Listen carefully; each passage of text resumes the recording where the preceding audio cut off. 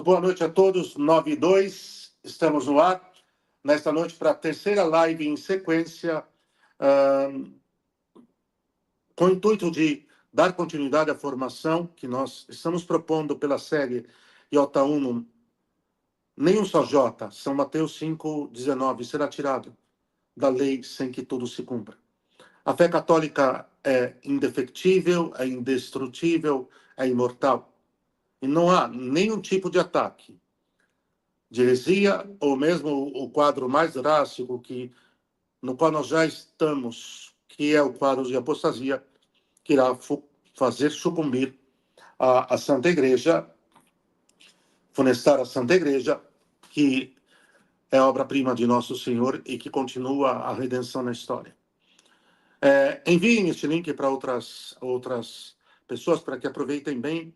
A live, a última, foi muito bem correspondida e tomada a sério como estudo. Então, vamos fazer a conversa desta noite com o conhecidíssimo professor Lucas Lancaster, que é filho espiritual, há que se dizer, e peço sua licença para deixar isso. Que o professor dispensa maiores apresentações, mas, de qualquer forma, poderá falar dos seus próprios trabalhos historiográficos e da sua permanente escola de História da Igreja, que é um primor. Tenho certeza disso, para além do seu próprio canal, também deixar esse link aqui no YouTube. Já falamos muito, vamos fazer a oração inicial e vamos ao trabalho.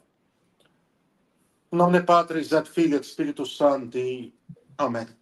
Ave Maria, gratia plena, Dominus tecum, benedicta tu in mulieribus, et benedictus fructus ventris tui, Iesus. Santa Maria, Mater Dei, ora pro nobis peccatoribus, nunc et in hora mortis nostre. Amém. São Damaso Papa. Rogai por nós. Em nome do Pai, do Filho e do Espírito Santo. Amém. Muito bem, meus caros. O tema, a guerra de Santo Atanásio. E já passo a palavra para o professor Lancaster, que vai tratar disso comigo com uma profundidade, tenho certeza, insigne. Por que o tema dessa live? Porque diante do mal e do ataque à fé católica, o padrão de comportamento que manifestou esse santo e insigne bispo é aquele que deveria ser universal e manifestado por todo o episcopado, na forma como foi constituído por Nosso Senhor através dos 12 primeiros, os 12 santos apóstolos, com o evento da declinação, da traição, da apostasia de Judas Iscariotes, não dúvida. Nós nunca deixaremos de lembrar isso. A permissão da Providência Santíssima para que, no meio dos sagrados pastores instituídos por nosso Divino Salvador, esteja alguém que defeccione, que traia, que macule o testemunho da fé católica. Mas aqui, não no âmbito do contra-testemunho moral, que já seria pérfido, péssimo, mas que recairia somente sobre a própria condenação. E claro que sim, o mau exemplo sempre arrastará também a ruína a muitas almas.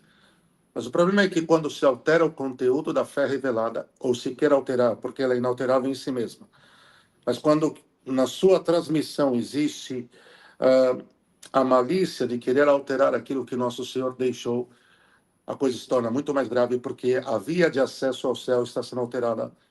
Portanto, não levará mais ao céu, mas à ruína e à danação eterna. E se nós tratamos da incolumidade, se nós tratamos da intrepidez, se nós tratamos da humilde, mas incondicional obediência e adesão desse santo bispo à fé católica, e a tradição já de mais de 3 séculos àquela altura, está isso para dizer que essa deveria ser a regra. E que naquele momento, de alguma forma, o professor Lancaster vai explicar para nós, acabou por ser a exceção, sim, porque a sumária maioria do episcopado naufragou na adesão à heresia, a solapação da fé revelada. Mas é que a Providência Santíssima age através de um insigne santo bispo desses para proteger e guardar o depósito fidei na sua lex orandi et lex credendi, e para que reconduza não só os seus irmãos episcopado, como o próprio primaz de todos eles, o Romano Pontífice, e depois uma multidão de almas, e de fiéis. Talvez no tempo atual, quizás até o fim desta live, poderemos retomar isso. Parece-nos que a Providência Santíssima quis, no tempo presente, também fazer, suscitar um servo fiel e prudente, um condigno sucessor dos sagrados apóstolos, um homem de combate e de guerra pelas almas e pela glória de Deus, guerra da caridade divina, que combate sempre o bom combate por proteger esses direitos e salvar as almas, completando cada jornada ao guardar o depósito fidei. E me parece que esse homem, me permita, professor Lancaster, foi o insigne Monsieur Marcel Lefebvre. Monsieur é a forma como se tratam os bispos lá fora, Dom Marcel Lefebvre.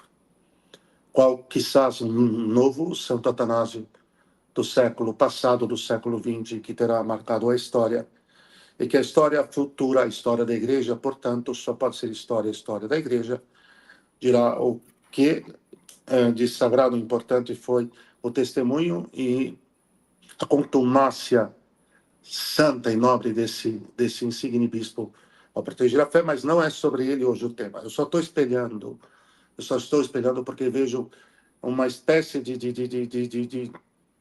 podemos dizer, de semelhança claríssima entre ele e o imenso e gigantesco Santo Atanásio. Então, posto isso, a primeira coisa que nós podemos dizer, professor Lancaster, e o senhor já dá uma boa noite aos filhos que estão nos acompanhando e que são almas que estão buscando, viu, professor? É uma nova jornada, entenda isso. É uma nova jornada e o próprio perfil de quem nos segue é um pouco isso. Então, o que foi essa heresia, o que foi esta, podemos dizer, porta do inferno aberta contra a Santa Igreja, que eclodiu, como ela surge, do que ela tratava, e nós vamos conversar muito, professor Lancaster, o que foi exatamente heresia, ou sequer podemos dizer que vai se direcionando para ser um clássico, se não ainda, porque não há os anos suficientes, mas quanto à substância e à qualidade do escrito, sem dúvida. E os anos, como o vinho bom, que quanto mais velho fica melhor, assim o corroborarão. Já estará no link da descrição a crise ariana de professor Lucas Lancaster. Isso não é a biografia de Santo Atanásio, mas ele estará muito metido aqui. Mas então é o início do tema e o que se passou? Qual foi o tipo do ataque infernal contra a fé católica, a Santa Igreja de Nosso Senhor? E daqui a gente pode seguir. Professor, muito boa noite. Bem-vindo mais uma vez, meu filho espiritual, hein, ao nosso canal. Obrigado, Padre Wander. Uma alegria estar aqui com o senhor para falarmos deste grande santo da Santa Igreja que é para todos os séculos depois dele um farol luminoso para aqueles que querem saber como combater pela verdade e como se manter fiel ao depósito da fé. Bom, como o senhor disse, né, padre, eu escrevi um livro, Santo Atanásio e a Crise Ariana, que tem este tema, que tem este santo como protagonista, e a crise que ele enfrentou como seu desenrolar. E trata-se de um episódio, de um longo processo histórico e de um personagem da história da Igreja, Santo Atanásio e a Crise Ariana, bastante desconhecidos entre os católicos brasileiros. Ou melhor dizendo, se tem nos últimos tempos mencionado esses fatos, mas não existiam até então obras razoavelmente aprofundadas sobre esse tema. Por isso que eu dediquei alguns anos ao estudo e à elaboração desse livro, que já tem 2 anos de publicação. Foi publicado em 2022. Naturalmente, para escrevê-lo, eu tive que ficar muito tempo mergulhado na vida de Santo Atanásio, dos seus escritos e dos acontecimentos do século IV. Como já tem um tempo que eu publiquei, e reconheço que já tem um tempo que esse tema não tem né, se tornado habitual nos meus estudos, trata-se de um tema difícil e que eu procurei tratar de modo bastante aprofundado e bastante cuidadoso no livro. O livro ele sempre teve a pretensão de ser uma narrativa histórica. Eu evitei, ao longo da obra, fazer comparações com os acontecimentos correntes, justamente para que o meu julgamento histórico não fosse prejudicado pela minha avaliação da crise atual na igreja. Eu me propus a fazer isso apenas no capítulo final, já não falando como historiador propriamente dito, que deve manter certa imparcialidade, mas falando como um historiador católico e dando a minha opinião, eu me permiti, no capítulo final, quando a história já está contada, fazer comparações. Nesse sentido que eu realmente acho que são bastante verossímeis. Bom,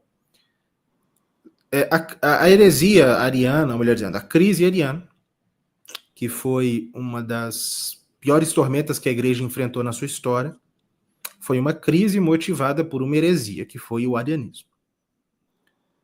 Em poucas palavras, resumidamente, do que se tratava o arianismo, como ele surgiu, enfim.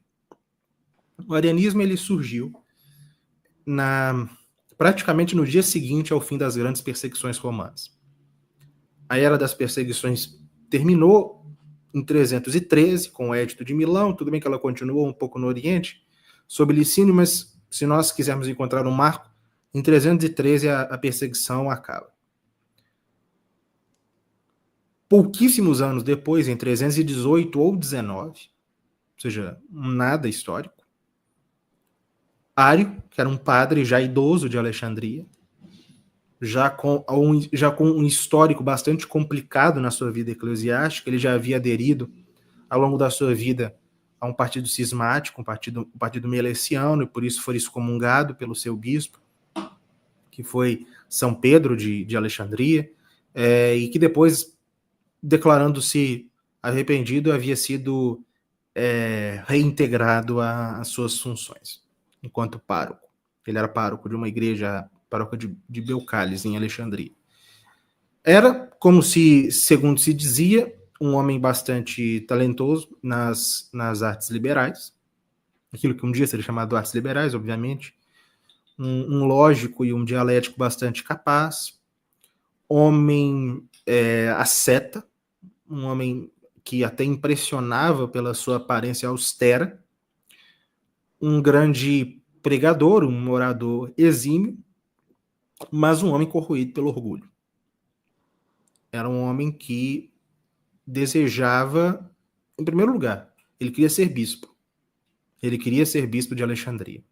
E ficou muito irritado quando Santo Alexandre foi eleito bispo de Alexandria no lugar dele. Um padre que, na opinião dele, era muito menos qualificado do que ele para ser bispo de Alexandria. Essa é uma das hipóteses, inclusive, que alguns cronistas um pouco posteriores colocaram para o início da heresia dele, a vontade dele de ser bispo. Algo que ele nunca conseguiu. Sempre foi padre. E, apesar de ser um lógico exímio, era um mau teólogo que tentava aplicar à própria natureza da divindade certas leis, certos parâmetros lógicos que não podem ser aplicados a Deus. E, trocando em miúdos, para ser aqui bastante sucinto, Ário não entrava na cabeça de Ário como Deus poderia ser um só e ao mesmo tempo trino. Como ele poderia ser uno e trino. E essas duas verdades, que na cabeça dele eram inconciliáveis, ante o fato dessas duas verdades serem inconciliáveis, ele excluía uma delas, negando que Deus fosse trino. Como ele o fez? Negando que o Verbo de Deus, Jesus Cristo, a segunda pessoa da Santíssima Trindade, fosse da mesma substância, da mesma natureza, da mesma essência do Pai.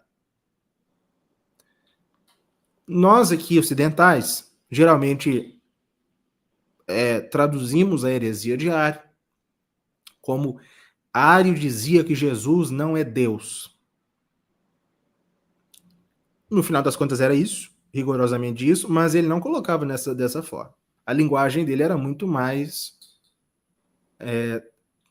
teologicamente acurada e para mal, inclusive. Ele negava que o filho é da mesma substância do pai. E aqui eu tenho cuidado de não utilizar a palavra consubstancial, porque não era uma palavra ainda em voga, em uso habitual na igreja.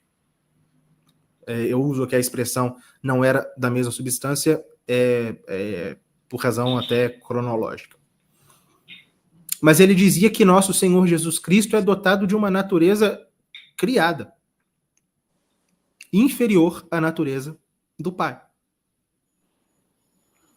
Ele dizia que Jesus Cristo, ele, não tendo natureza divina, o que não tem natureza divina, obviamente, tem uma natureza criada pela natureza divina. Nosso Senhor Jesus Cristo seria, portanto, um ente criado. Antes de todos os séculos, acima de todas as outras criaturas, mas ainda assim uma criatura. Houve um tempo, dizia Ario, que o filho não existia. Ou seja, antes da criação do verbo existiu algo. Então, de modo bem sucinto, Ario negava a consubstancialidade do pai e do filho, dizia que o filho de Deus é uma criatura. Negava com isso a trindade, negava a natureza divina de Cristo.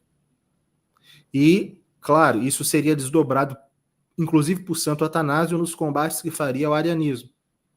Ele, com essa sua doutrina, apesar de não enunciar de tal forma essas consequências, mas essa doutrina dele colocava toda a obra da redenção no chão. Porque se aquele que morreu na cruz não é dotado de natureza divina, não é Deus, ele não poderia satisfazer suficientemente pela justiça divina ultrajada, pelo pecado. Com isso, toda a obra salvadora, toda a fé cristã, toda a igreja, tudo que é próprio da igreja era colocado no chão. Não sabemos se Ario, muito provavelmente Ario nem chegou, alcançou, não chegou às implicações lógicas da sua doutrina, mas, como se tratava até de uma alma bastante obnubilada, com as vistas espirituais bastante tampadas pelo seu próprio orgulho e pela sua própria confiança na sua própria capacidade, uma confiança na sua própria capacidade, ele começou a ensinar essa doutrina enquanto padre em Alexandria. E aqui, para tornar uma história longa, uma história curta, ele foi denunciado ao seu arcebispo, que era Santo Alexandre, arcebispo de Alexandria, no Egito, patriarca, enfim, de Alexandria, enunciou essa sua doutrina abertamente para ele, pensando que receberia o apoio do restante do clero.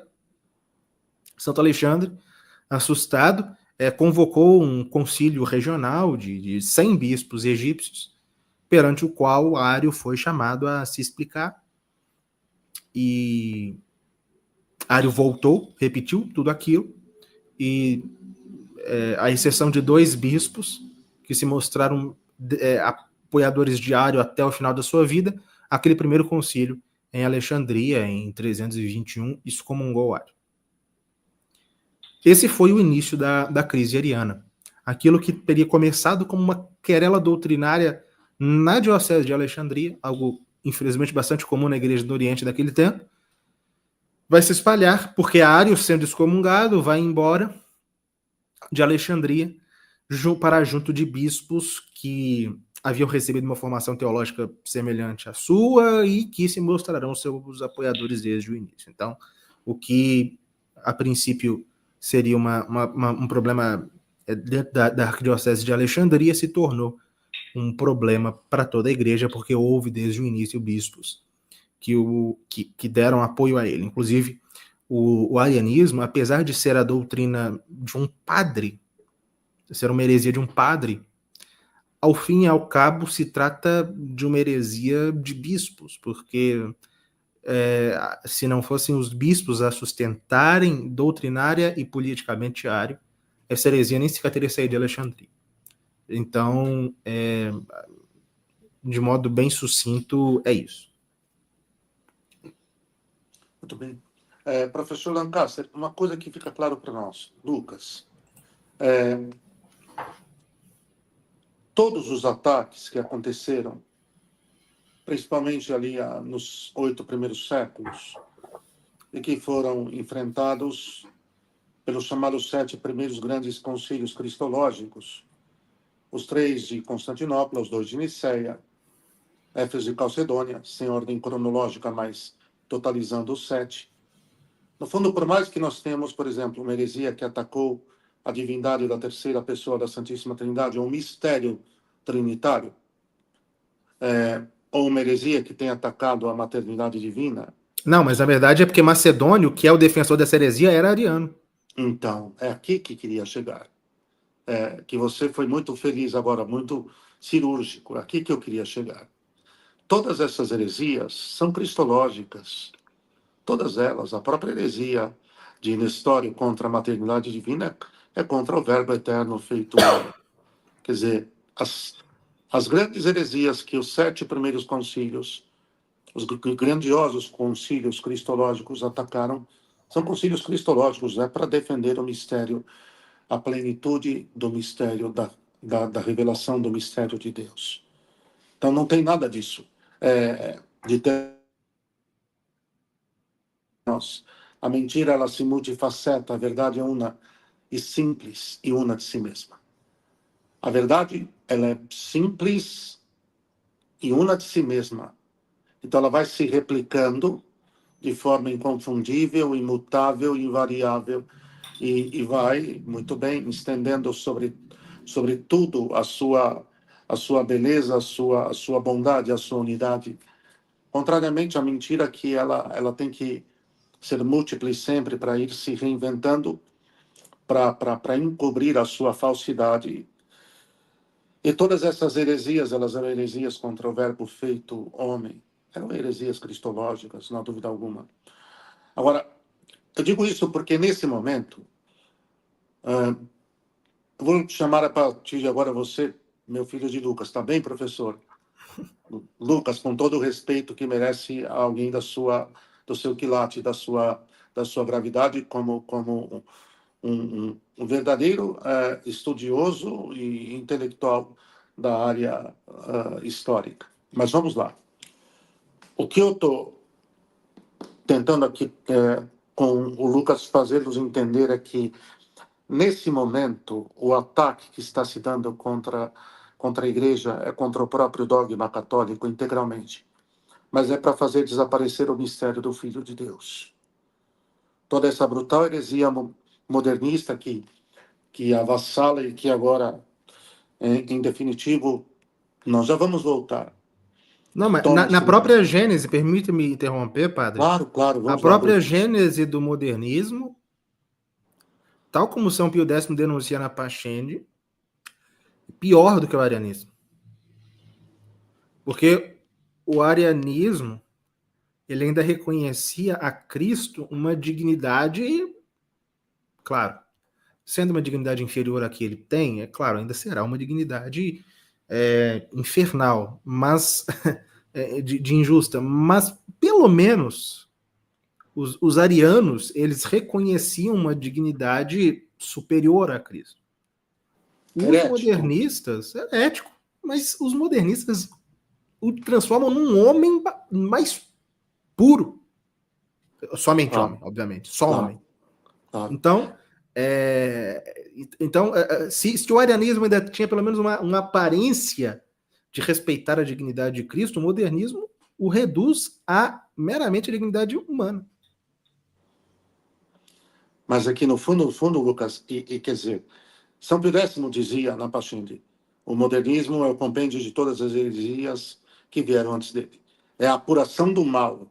É o mal que se torna mais sofisticado e linguisticamente mais multifacetado, para ser melhor palatável e aceito, não deixando de ser um mal, o veneno.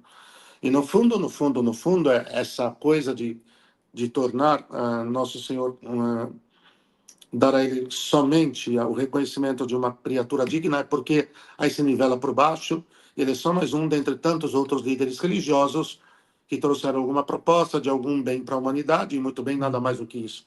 Quer dizer, essa é a falácia mais nefasta, mais satânica, porque é a forma como se, então, se corta o nexo e a unidade com o mistério redentor e salvífico do Filho de Deus, que arrancou-nos de Satanás, que operou a nossa redenção, a nossa recompra da sua tirania, e que nos fez concidadãos da pátria celestial, que será o nosso fim para os que permanecermos fiéis até o fim, e que então ocuparemos aqueles tronos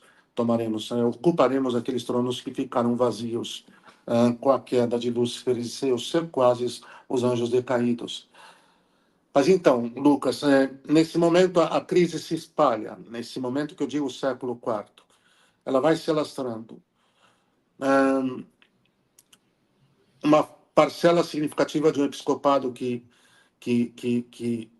sucumbiu às novas ideias, como São Paulo já havia alertado em uma de suas cartas, com o prudido de novidades, não são só os fiéis, mas o episcopado, como uma espécie já de nota de insubordinação e de não submissão incondicional àquilo que foi revelado.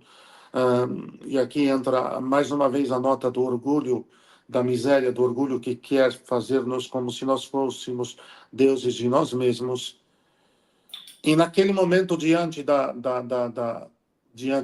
claudicação, diante do declínio, diante da capitulação de uma grande parte do episcopado, que vai comprar a heresia, e comprar a heresia significa dizer que eles farão a sua própria vontade, não a vontade de Deus, e que criarão mais uma vez algo à parte daquilo que Deus estabeleceu, e é isso que eles estarão seguindo. Diante desse quadro de solapação da verdade revelada, daquilo que a igreja recebeu, guardou, interpretou, infalivelmente transmitiu, o comportamento pérfido e péssimo da maioria do episcopado, aí você já poderia nos dizer mais ou menos quantos bispos à época. Mas, Lucas, Deus levanta um servo seu, levanta um sucessor dos apóstolos, diante de um quadro drástico, de um quadro que se tornou realmente terrível. E embora, repetimos, que o Lucas vai voltar a falar isso, a crise atual, ela é sem precedentes, ela é, mas muito, incomparavelmente mais grave do que foi a própria crise ariana, porquanto o próprio modernismo ele é mais grave do que todas as heresias que vieram antes dele, porque ele é uma espécie de sofistização e palavra última sobre o recolhimento de todas essas heresias. E é ao que abraçou o episcopado atual, ao modernismo. Como aquele episcopado abraçou a heresia ariana, não, Lucas, o episcopado atual vai abraçar a heresia modernista. Só que, assim, o nível de comprometimento com a heresia e o nível de possibilidade de expansão da mesma naquela época, contando, inclusive, com os meios de difusão da informação, era uma coisa. E hoje, por exemplo, é claro que, como o advento da possibilidade dos meios de informação terem se tornado tão eficazes, tão rápidos, quer dizer, o mal se apoia nisso e se propaga com uma eficácia muito grande. Hoje que o episcopado mundial, nós voltaremos a falar disso nessa live ainda, Lucas, que o episcopado atual mundial ele é modernista, e com todos os matizes do modernismo. Então, é neo-ariano, então é neo-nestoriano, então é neo-macedonista, então ele é protestante, ele assume de novo, porque, de certa forma, o protestantismo já foi um recolhimento das heresias anteriores também. Só que, assim, para nós chegarmos até aqui, porque é o tema da live, é a guerra de Santo Atanásio, que deverá inspirar no futuro outros bispos para que se comporte à altura da dignidade de guardiões da tradição e da fé católica que receberam. Como é que, quem foi esse insigne santo e como é que ele se comporta diante daquela... talvez eu utilize alguns termos com uma expressão muito forte e que pareçam carregar no seu sentido semântico, na sua coloração, mas é que para que fique evidente mesmo, né, Lucas? Diante daquela destruição toda, que ele enfrentou, que não é tão grande quanto a atual. Nós estamos em dias de devastação mesmo. Os dias são maus, são dias de iniquidade, dias de impiedade, dias de devastação.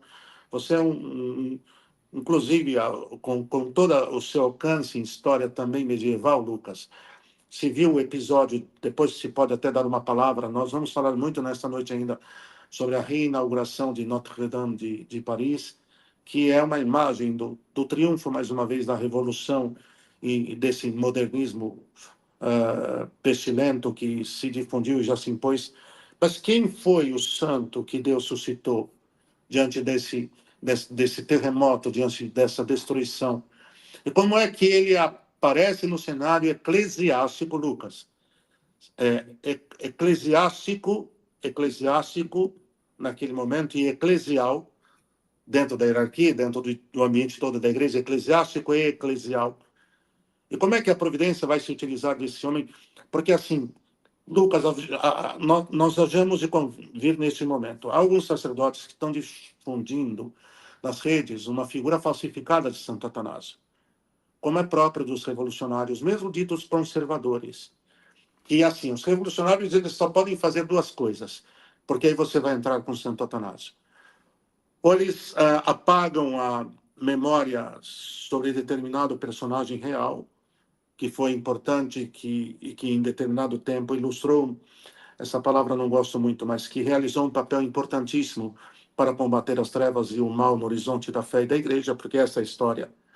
Então, eles cancelam totalmente, ou no caso dos ditos liberais, conservadores, eles ficam naquela atitude de tentar conjugar as trevas com a luz, o mundo com a igreja.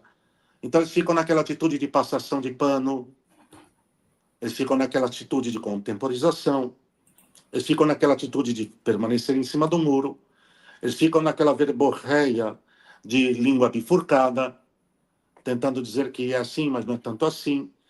Eles ficam naquela posição, e inclusive alguns desses sacerdotes começam a atacar a tradição. Hoje eles atacariam, se Santo Atanásio estivesse aqui, eles atacariam Santo Atanásio, porque eles seriam semi-arianos. Depois você pode dizer por que seriam semi-arianos.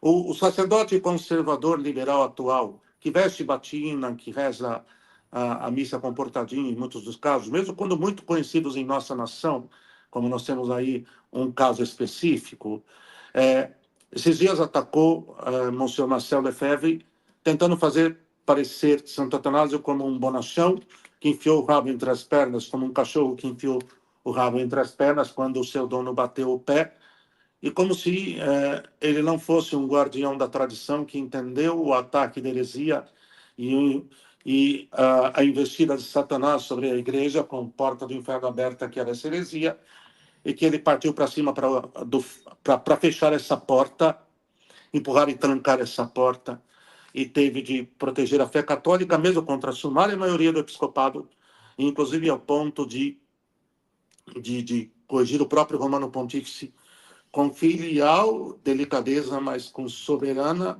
autoridade em relação a ser servo da fé católica, do depósito fidei, daquilo que nosso Senhor deixou, não de nenhum desvario. Então, o tipo de clero liberal conservador, passador de pano em cima do muro e que banca de bonzinho, é ir mascarando a realidade e bifurcando a língua e tentando fazer, por exemplo, como fez há poucos dias e foi desmentido por um outro sacerdote muito sério que teve que ir para as redes dizer, das duas uma, ou é ignorante ou é mentiroso. Como nesse caso é muito difícil pensar que é ignorante, dá para pensar mais que começou a ser mentiroso para se dar bem. Quem sabe a modelo diário que queria ser bispo, então bancou formular uma heresia para que, quem sabe, financiasse o caminho que ele pensava aplanar com isso para o episcopado, e se deu muito mal. Então, diante desse quadro todo que nós temos, Lucas, desculpa aqui eu me alongar, mas tentando formular um pouco, nos ajude a fazer surgir historicamente, porque a sua obra aqui, esse ícone que foi, esse gigante que foi Santo Atanásio, e que não foi, no dizer como desse sacerdote, um cachorro que enfiou o rabo entre as pernas quando o dono bateu o pé no chão e saiu quietinho esperando a próxima porção de ração. Esse não foi Santo Atanásio. desculpe minha analogia tão paupérrima, não só prosaica como paupérrima, mas foi a propósito. Não foi acidental, não. Foi com convicta decisão de fazê-la, para desmascarar a mentira daqueles conservadores liberais que agora partiram para cima da tradição, tentando fazer o acordo com os hereges, ficando semi-hereges. Só que não tem semi-herege. Não existe semi-herege. Ou se é fiel ou se é herege. Então, bancar semi-herege, bancar de bonzinho e tentar partir para cima daqueles que foram crucificados para guardar o depósito fidei não vai funcionar. Quem foi Santo Atanásio? Lucas. Antes de responder a pergunta, padre, eu acho que seria bom situar um pouco o que foi que Santo Atanásio enfrentou, porque eu expliquei que foi a heresia, mas não exatamente o que foi a crise ariana. Perfeito. Porque são duas coisas diferentes. Então, antes de eu entrar na figura dele, é necessário explicar o contexto. Porque a heresia não é contexto, a heresia é o que vai provocar a crise. A heresia é a causa, a consequência é a crise, né? Sim. Bom, ainda se trata de um assunto muito, muito longo, cheio de nuances, tanto é que eu escrevi um livro de 1000 páginas sobre. Mas eu vou tentar aqui apresentar a vocês, pelo menos, a complexidade da questão, para vocês terem noção de como a situação era extremamente complicada. Muitos de vocês já devem ter ouvido aquela famosa expressão de São Jerônimo, no seu Contra Luciferianos, que ele diz que o mundo dormiu católico e com um gemido acordou ariano. Se nós, inclusive, quisermos situar o momento em que a que momento ele faz referência, são os anos 360, 361. Ou seja, 40 anos depois do início da heresia.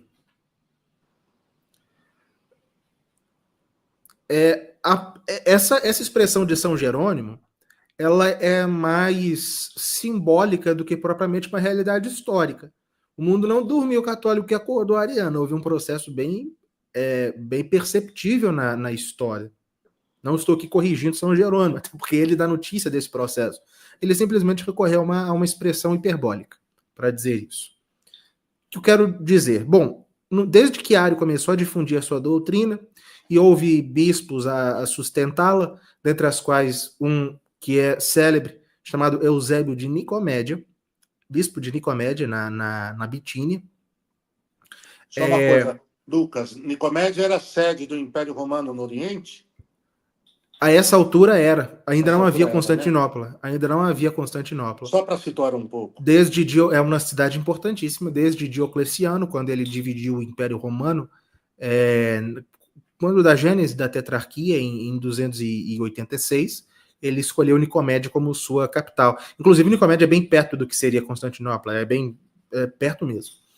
Bom, Ario obteve o apoio de numerosos bispos, a igreja na Pars Orientis, a parte oriental do Império Romano, estava se tornando um palco de batalha entre os defensores, entre os apoiadores de Ario e os apoiadores de Santo Alexandre, que era o bispo de Ario que o excomungou, que o imperador Constantino, já em um processo adiantado de adesão à fé católica, ele, de comum acordo com o Papa São Silvestre, convocou o primeiro concílio ecumênico, que foi o concílio de Nicéia, que, de modo bastante resumido, examinou a querela toda e declarou Ario herege, e inclusive elaborou um símbolo de fé, que é o credo niceno, posteriormente acrescido em algumas fórmulas com o credo no primeiro concílio de Constantinopla. Esse credo que nós professamos todos os domingos na Santa Missa é um credo que surgiu como uma necessidade ante a heresia ariana, de modo a, sobretudo no que diz respeito à natureza do Verbo eterno de nosso Senhor Jesus Cristo, elucidar de modo a deixar claro para os católicos de todos os tempos que a doutrina católica a respeito da natureza de Cristo é aquela, e naquelas fórmulas, sobretudo a partir de uma formulazinha bastante relevante, que é a palavra homoousios, consubstancial. O filho é consubstancial ao pai, da mesma substância. Tudo bem, não é bom, não é adequado que nós substituamos por da mesma substância, mas somente para as pessoas entenderem, consubstancial, de substância igual. Ário foi excomungado, apenas dois bispos que ficaram com ele até o fim foram excomungados com ele, e a maior parte dos seus apoiadores, inclusive Eusébio de Nicomédia, todos subscreveram o credo para não serem depostos das suas dioceses. Então, a crise ela começa assim, ela começa com o início da heresia, mas também com uma proclamação dogmática enfática da Igreja no primeiro concílio ecumênico contra essa heresia. O que se verá nas décadas seguintes, o Concílio de Nicéia foi em 325. Inclusive, ano que vem serão comemorados os 1.700 anos do Concílio de Nicéia, do primeiro Concílio de Nicéia, porque houve um segundo. O que acontecerá nas décadas seguintes? Os bispos arianos,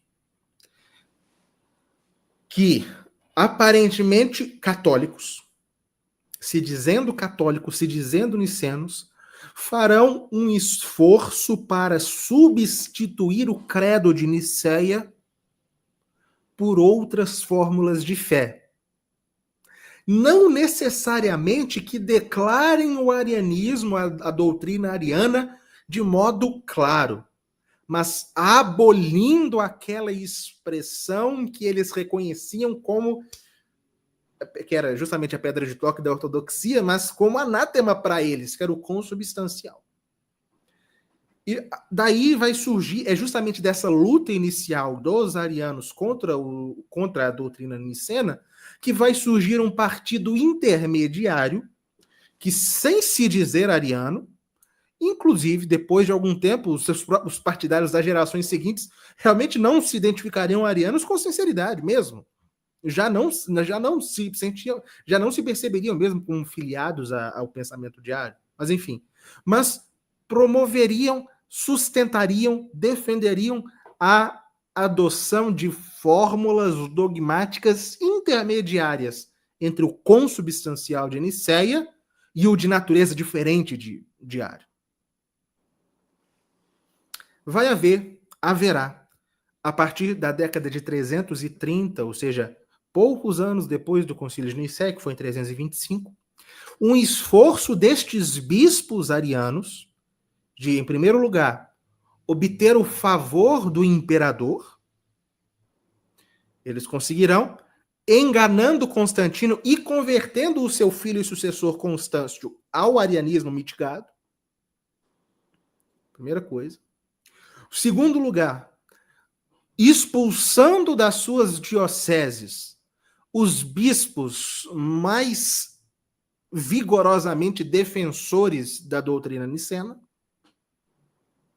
No mais das vezes, os expulsando e os depondo não por razões doutrinárias, mas por outras razões que eles inventariam.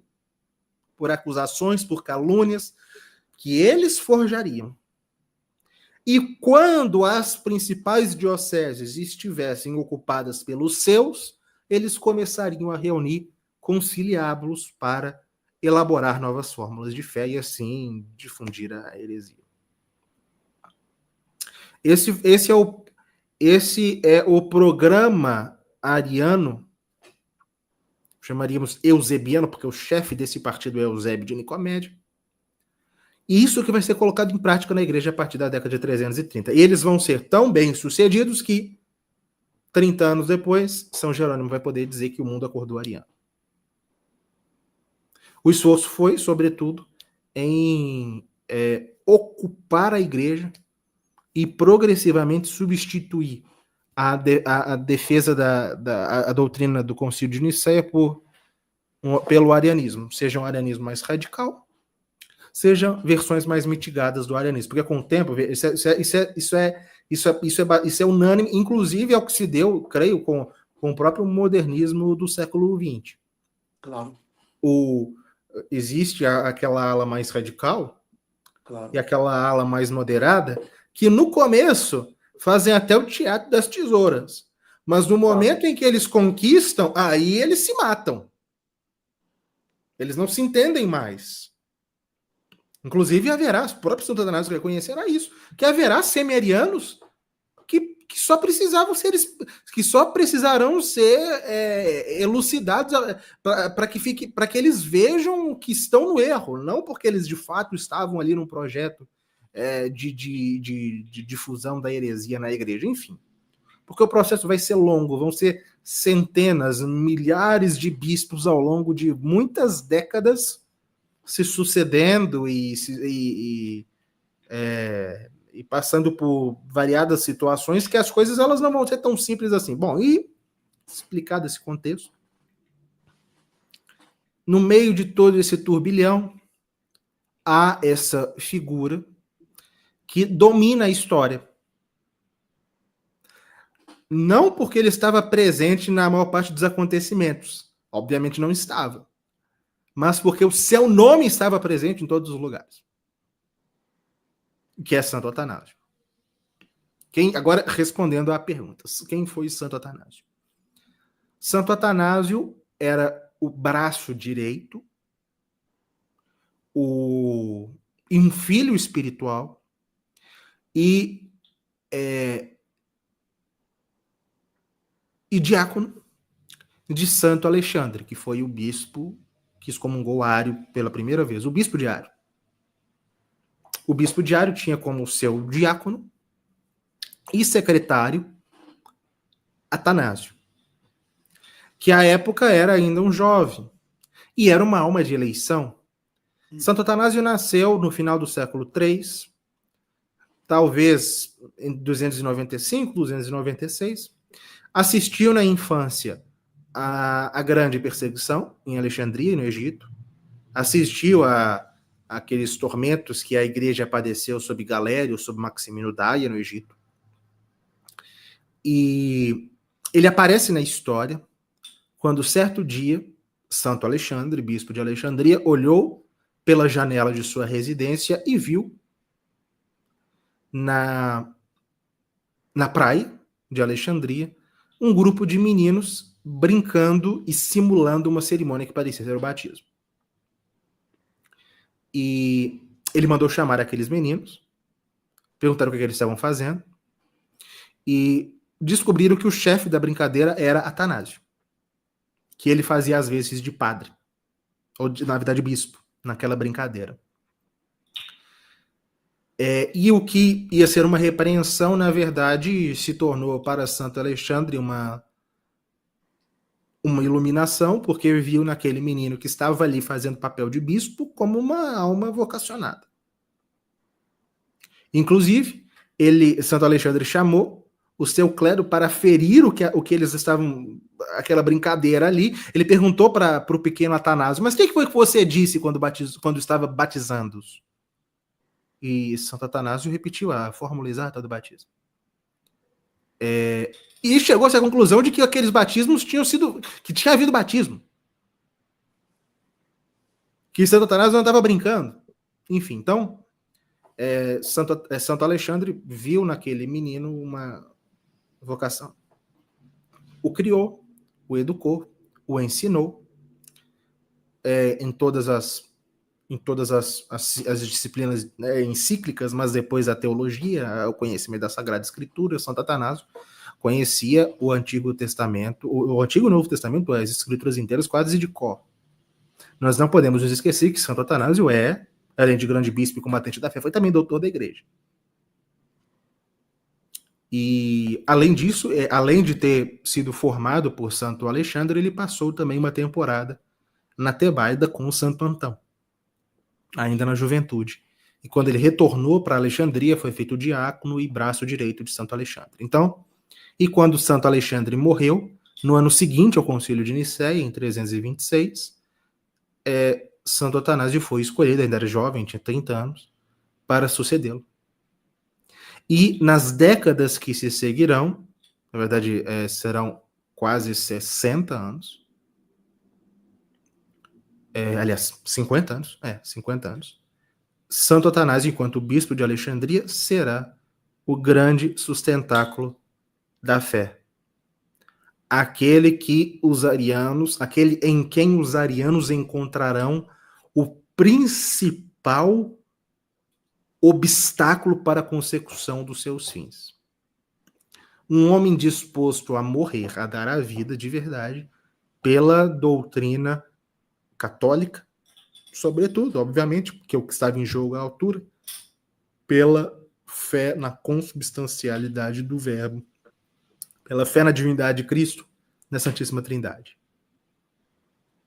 Essa é a luta de Santo Atanásio em 1000 percalços, em 1000 combates, 5 exílios, de 326, quando se tornou bispo de Alexandria, até sua morte em 373, já um ancião de quase 80 anos. O combate dele é esse. Lucas, muito bem posto. Como resumo, e porque é o que se dá nesse momento, poderia-se fazer um curso sobre Santo Atanásio. A partir da página 500 da sua obra está muito bem descrito tudo isso. Você começa a narrar todo o pico da crise ariana. Bom, antes de nós prosseguirmos, porque eu quero explorar um pouco o seguinte. Nós temos um bispo que enfrenta a heresia. Enfrenta a heresia que se difundiu. Se vê praticamente isolado com poucos outros que seguem intrepidamente com fidelidade à fé católica e resistem quase que como uma praga o alastramento da heresia por toda a hierarquia e propriamente a parte guardiã da doutrina, a parte da hierarquia que é guardiã da doutrina, excelentemente, que é o episcopado. E eu vou citar aqui o grande Michael Davis, conhecido de todos nós, muito conhecido seus trabalhos também de sua parte, Lucas, porque ele escreveu aquela magnífica trilogia que está pela editora Permanência no Brasil, a Missa Nova de Paulo VI, o Concílio de João XXIII, e eu acho que é o Missal de Cranmer. A reforma litúrgica de Cranmer. A reforma litúrgica de Cranmer. Concentro na Missa Nova de Paulo VI. Mas diz o professor Michael Davis, o falecido Michael Davis, que, por incrível que pareça, foi alvo até de elogio do próprio Bento XVI, com toda a crise modernista do próprio Bento XVI. Ele admitia que Michael Davis foi um farol e foi um candelabro sobre a mesa numa hora de grande escuridão na casa. Diz assim o Michael Davis, Lucas, na obra Santo Atanásio, um opusculozinho bem simples, só para introduzir alguma coisa. Sua obra é um colosso, é uma coisa assim, de uma vastidão que eu acredito que não há comparação. Mas Santo Atanásio, defensor da ortodoxia, ou seja, da reta fé, pela editora Centro Dom Bosco, está aqui. Diz o professor Michael Davis. O que é a história desse período, da crise ariana, que acabou de ser descrito pelo professor Lucas Lancaster? O que a história desse período prova é que, durante uma época de apostasia geral, guardem isso, os fiéis que permanecem verdadeiros em sua fé tradicional podem ter que realizar o culto fora de suas próprias paróquias oficiais e das igrejas com os sacerdotes em comunhão com seus bispos diocesanos, para não terem comprometido a fé da tradição, e que esses cristãos podem ter que encontrar o verdadeiro ensinamento, a verdadeira liderança e inspiração católicos, não no corpo de bispos de sua nação. E como não? Não nos bispos ao redor do mundo, nem mesmo no Romano Pontífice, mas em um confessor heróico, a quem os outros bispos podem ter repudiado ou até mesmo excomungado.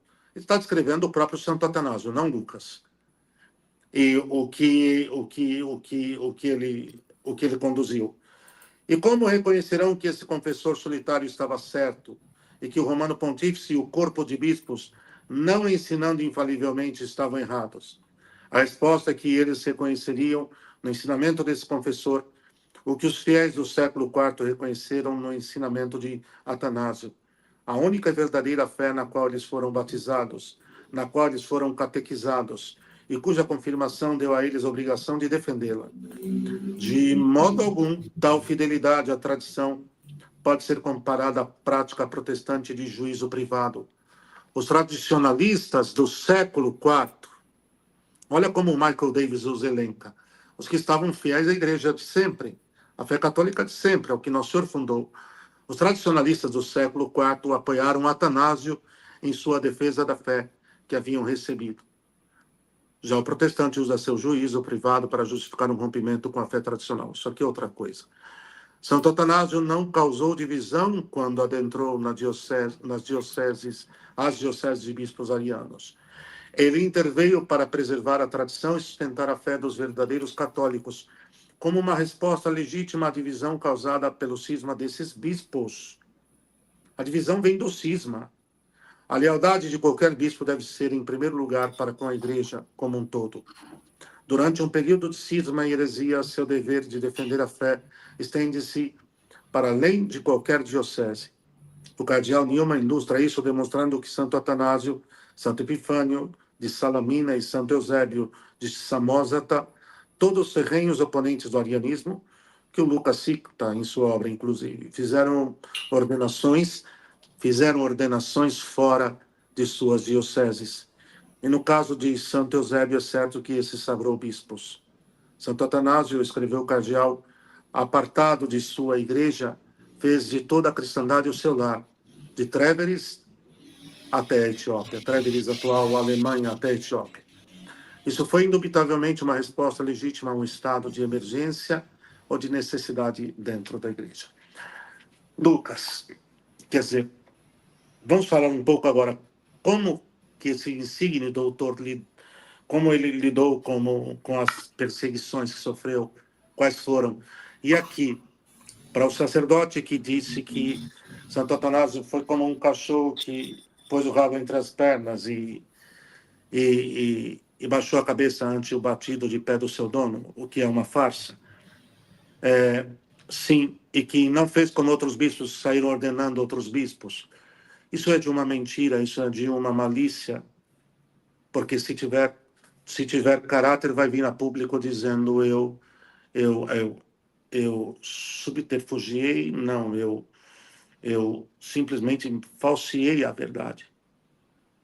Se isso diz respeito a Dom Marcelo Lefebvre, ele fez exatamente o que fez Santo Atanásio, que sim, ordenou e provavelmente sagrou. Aqui o Davis não bate o martelo com o cardeal Newman que ele tivesse sagrado, mas que ordenou, mas há uma série de outros autores que são unânimes, e não vamos comentá-los hoje, de que sim, ele sagrou e sagrou fora de suas dioceses como estado de necessidade e de emergência para não permitir que a fé católica sucumbisse à ditadura eclesiástica ariana que havia tomado o poder e que então fizesse sossobrar e não permitisse que católicos como Lucas tivessem direito aos sacramentos católicos, a um padre católico, nem ariano, nem semi-ariano, nem ultra-libertário ou coisas do tipo, nem conservadorzinho barato, ou coisa desse naipe, mas que não, fossem católicos e sangrassem para guardar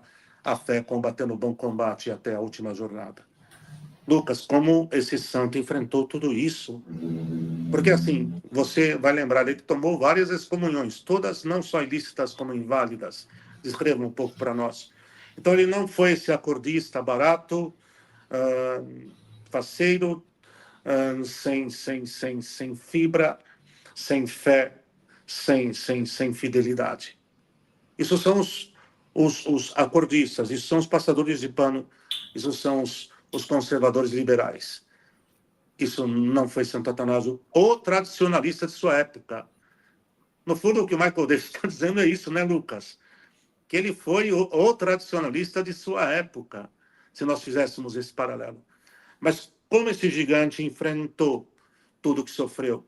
E como foi a sua reação final? Porque ainda assim, Lucas, nós temos que lembrar a sua afirmação derradeira. Não, eles têm os templos. Nós temos a fé. É disso que o Michael Davis está falando. Por favor, professor. É difícil sintetizar os combates de Santo Atanásio porque foram 50 anos. Meio século. Nas as mais variadas situações. Tudo. Tentaram matá-lo, tentaram prendê-lo, Perdão, excomungaram. Lucas, perdão. É que isso nos motiva. Perdão, Aham. mas eu acho que agora a live chegou no seu ponto. Lucas, você está falando 50 anos. É pouquinho menos do que temos desde o fim do Concílio Vaticano II, que produzirá a falsa religião até os nossos dias. Não? Você vê o tamanho do tempo, foi muito tempo. Há muito Então, tempo. você dizia, é difícil resumir todo o seu combate de 50 anos aqui agora. Por É, quê? ele se tornou bispo com 30 anos e morreu com quase 80. Foram 46 anos de episcopado, dos quais 16 ele passou exilado. Enfrentou 5 exílios. Foi excomungado pelo menos 8 vezes. 5 exílios e 8 excomunhões. Isso, Inválidas, tudo bem. sim. Foi expulso 5 vezes da sua diocese, tentaram matá-lo, não mais de uma vez. Mais de uma vez, não menos de uma vez. Tentaram prendê-lo, o insultaram. Eu acho que não há nenhum santo da história da igreja que foi mais caluniado e insultado e detratado do que ele. E foi acusado de tudo que se pode imaginar, desde estupro até bruxaria, até assassinar um bispo e quebrar vasos sagrados. Ele foi acusado de tudo. E no meio de tudo isso, o que nós vemos? Sempre em primeiro lugar, uma perspicácia de compreender o que estava em jogo, o que estava acontecendo. Ele entendeu desde cedo que quando o atacavam, não era ele que eles queriam atacar, mas a fé que ele sustentava, a fé que ele defendia. Por isso, para ele, a questão sempre foi a fé. Quando ele se defendia, quando ele justificava as suas ações, é porque ele entendia que nas calúnias, nos ataques, nas difamações, nas campanhas injuriosas contra ele, queriam atacar a doutrina que ele sustentava, e não apenas a pessoa dele. E é por isso que ele vai se mostrar tão, aqui vou utilizar uma palavra que geralmente não é utilizada como elogio, mas tão intransigente na defesa da fé. E uma coisa, padre, a acusação que mais se repete ao longo da vida de Santo Atanásio é a acusação de divisor. Ele dividia a igreja. Isso é dito dele do começo ao fim da sua vida. Ele divide a igreja. Não é heresia que divide. E por que É ele divide a igreja? né? Exatamente. E por que ele divide a igreja? Porque ele é apegado à doutrina do Concílio de Nicéia. E enfrenta tudo e todos na defesa dessa fé. Trata-se de uma alma assim, ele não fraqueja em nenhum momento, não se vê. Claro que nós não temos muitos relatos da intimidade dele, mas não se vê Atanásio fraquejar. Ele está sempre firme. É ataque após ataque, é calúnia após calúnia, é excomunhão após excomunhão, é golpe depois de golpe, e o homem continua sempre de pé, escreveu muito, é doutor da igreja, e algumas das principais obras para a gente compreender aquela época são obras de caráter histórico que ele mesmo escreveu, registrando o que acontecia. E o que se vê nele, do começo ao fim, é uma firmeza a toda prova pela defesa da doutrina católica e do seu rebanho. E eu até conversava com o senhor antes da live comentando isso. Se nós observarmos a vida dele, sempre, todas as excomunhões que ele sofreu, inválidas, obviamente. É claro que Santo Atanásio nunca foi excomungado da Igreja Católica. Óbvio. A gente fala excomunhão enquanto sentença, né, declaratória, que declarou excomungado. Enfim, todas as excomunhões que ele sofreu. todas as penas canônicas que lhe foram impostas. Tudo. Em nenhum momento. Nenhum. E assim, eu digo isso, pessoal, não é pela minha posição a respeito da crise na igreja, eu digo isso aqui de uma forma mais imparcial que é possível. Não se vê em nenhum momento o Santo Atanásio abaixar a cabeça por uma decisão injusta, por uma sentença injusta contra ele. O máximo que se vê, é verdade, é ele cumprindo certas ordens policiais. Por exemplo, o imperador mandou que ele fosse embora da sua diocese, ok, ele vai. Mas ele continua bispo. Ou seja, ele até se retira do território. Mas ele ainda é o bispo.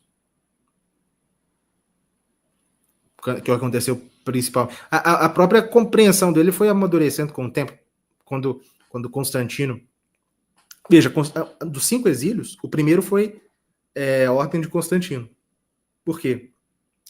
Por razões de doutrina, nada. Mas porque os bispos eusebianos convenceram Constantino que Santo Atanásio estava impedindo que o fornecimento de trigo a Constantinopla, que vinha do Egito, fosse levado o trigo do Egito para Constantinopla. E como Constantino ficou enfurecido, como tinha acontecido recentemente muitas revoltas em Constantinopla por causa de falta de pão, quando ele soube daquilo, ele ficou furioso, não quis saber de Santana, vai embora daqui.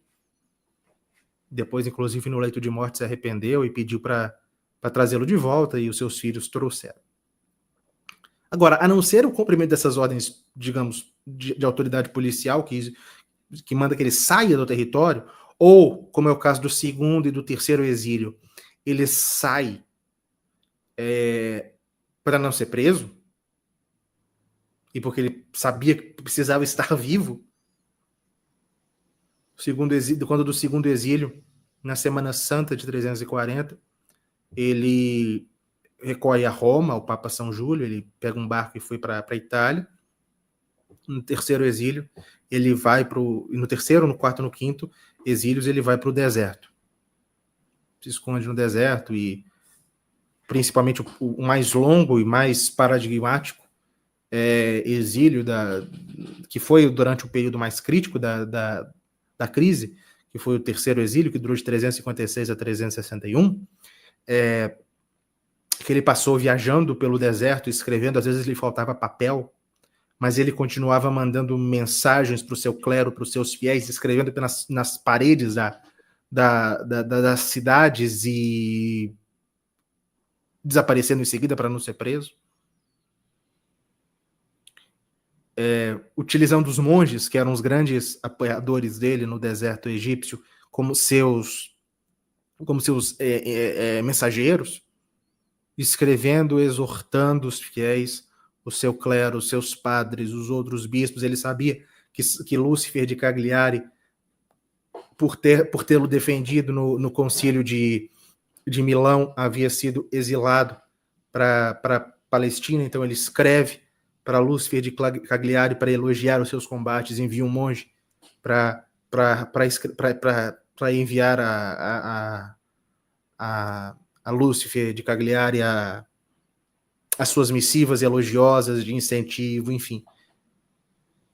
Sempre viajando, sempre lutando e nunca se submetendo às decisões injustas. E, inclusive, sendo bastante duro com os seus colegas de episcopado nas palavras que escrevia.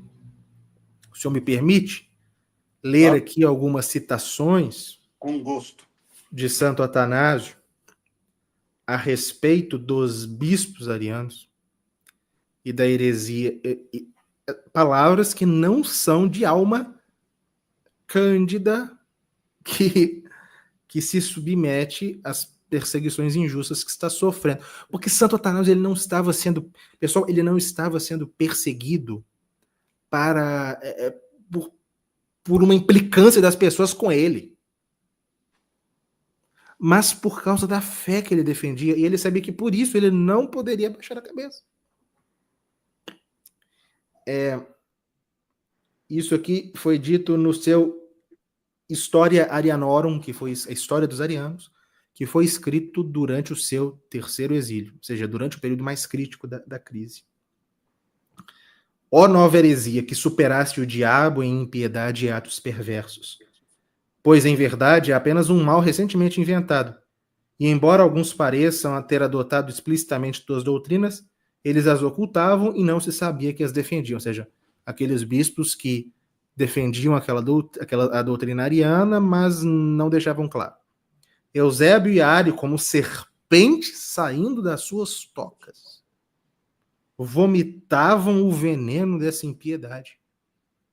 Ario ousando blasfemar abertamente, e Eusébio defendendo a sua blasfêmia.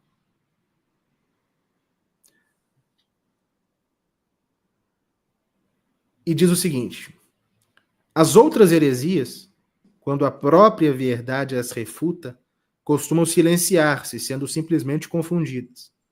Mas essa heresia moderna e maldita, quando é derrubada pelos argumentos, quando é demolida e coberta de vergonha pela própria verdade, imediatamente se esforça para coagir pela violência, pelo açoite e pela prisão a quem for incapaz de persuadir pela argumentação. E vejam o que ele fala dos bispos. Esses bispos movimentam e perturbam tudo sem estar jamais contentes com suas próprias decisões.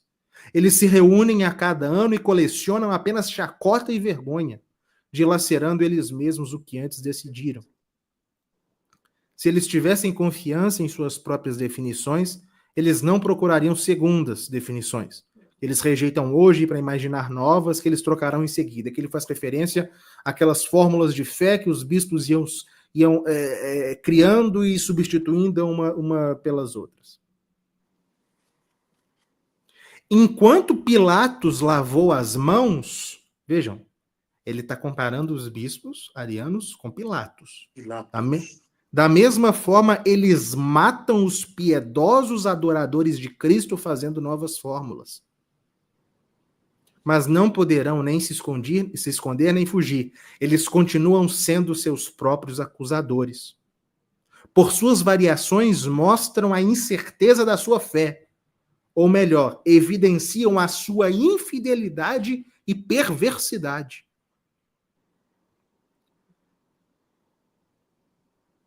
Em outro momento, ele diz que esses bispos são como Salomé dançando diante de Herodes. Tremendo. Tremendo. Eles, que no caso era o imperador Constâncio, ele fala que eles dançavam como Salomé diante de Herodes para convencer Constâncio a perseguir os seus rivais. Os bispos hereges. Os bispos. Não os santos bispos, hein? Disso que o Lucas está falando. Os bispos hereges. Os bispos hereges. É esse o tipo de coisa, com esse tipo de palavras que Santo Atanásio se referia aos prelados que os excomungavam, que reuniam conciliábulos para puni-lo injustamente e que disseminavam calúnias contra ele. Os chama de pérfidos, de vermes, de serpentes, de bocas infernais, de vomitadores de heresia, de precursores do anticristo. Então ele não foi um cachorro com o rabo entre as pernas, né, Lucas? Essa é a última coisa que se pode dizer dele. Foi um homem que lutou, que combateu, que se manteve de pé e que não se submeteu às injustiças. As heresias. Não, no caso eu estou querendo dizer as injustiças mesmo, Sim, as punições. as penas falsificadas, claro. Inclusive, dos 5 exílios, em dois ele foi substituído por um bispo herege. No seu segundo exílio, ele foi substituído foram 2 ímpios, 2 homens maus, Gregório da Capadócia e Jorge da Capadócia, que obviamente não é São Jorge. 2 arianos, terríveis, assassinos e corruptos, e os seus fiéis e o seu clero em Alexandria mantiveram-se peremptoriamente submetidos ao seu bispo exilado. se negando a comungar com os usurpadores, com os intrusos. Bom, se Santo Atanásio tivesse sido um homem submisso ao mal, ele teria o quê? Reconhecido a decisão daqueles conciliábulos que o declararam deposto da sua diocese. Ele até poderia intimamente pensar, bom, isso que estão me acusando é injustiça, mas como eu sou uma pessoa, como eu sou muito obediente, eu vou me submeter, porque com o tempo a igreja vai me reabilitar. Bom, ele percebia que a causa da doutrina católica Magnífico. era o que estava em jogo. Magnífico. Ele não poderia fazer isso e não fez. A glória de Deus e o bem das almas, Lucas. Era isso. Os direitos de Deus, a glória de Deus e o bem das almas. Não Lucas, era, não, não era a obra pessoal dele, não era uma daquelas perseguições que os santos, de fato, sofrem por vezes, os homens de Deus. a contradição dos bons, né? Não sei, né? Sim. Não Lucas, era na isso. página 514 da sua obra, você mesmo diz aqui um pouco sobre, que só corrobora, você mesmo escreve, o Édito de Constância, que fundamentava as violências de Macedônio, também ordenava a derrubada das igrejas daqueles que crescem no consubstancial. O bispo herege fê-lo com grande satisfação, destruindo as igrejas dos católicos. Essa frase que eu quero guardar. Os bispos hereges fazem com grande satisfação destruir as igrejas dos católicos. Ou seja, os hereges não aguentam, não suportam a fidelidade à obra de Deus. Por que se falseia, por que se mascara, por que se corrompe a imagem de um Santo Atanásio, vindo da boca de um sacerdote que corrompe, que mente, fazendo isso com matizes de conservador, claro, liberal, semi-ariano e assim por diante. Para que exatamente não fique claro que o preço da fidelidade é ter sua imagem destruída, é ter os seus direitos cassados, é ter abatido sobre si cruelmente a perseguição pelo fato de continuar fiel ao que Nosso Senhor fez, a sua Santa Igreja Católica. Então, quer dizer, o preço da fidelidade que pagou Santo Atanásio santamente, e que só por isso nós temos a graça de que a fé católica não foi, naquele momento, e nunca seria. Se não fosse ele, Deus levantaria um outro. Mas não foi interrompida, é que Deus levantou um servo santo. Então, qual o preço da fidelidade? Calúnia, mentira, perseguição, ataques. E os hereges não cessam de tentar destruir a transmissão da fé, destruindo a reputação, as vias de trabalho apostólico e, vamos dizer, a possibilidade de continuidade, emitindo, inclusive, com a emissão de falsas sentenças canônicas, que são falseadas, porque não trazem, sim, nenhum reflexo nem da lei revelada, nem da lei natural, nem da beleza e da bondade do ordenamento jurídico das coisas. E aí o que se tem é toda essa deploralidade, e foi o que viveu Santo Atanásio. E eu repito, por que não dizer do que nós temos toda a clareza, o que aconteceu com o próprio Dom Lefebvre.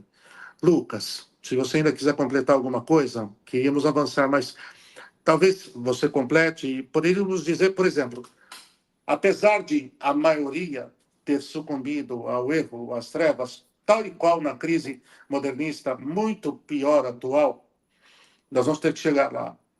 Mas ainda assim, de qualquer forma, para apoiar um santo, Deus enviou mais 2, 3, 4 santos.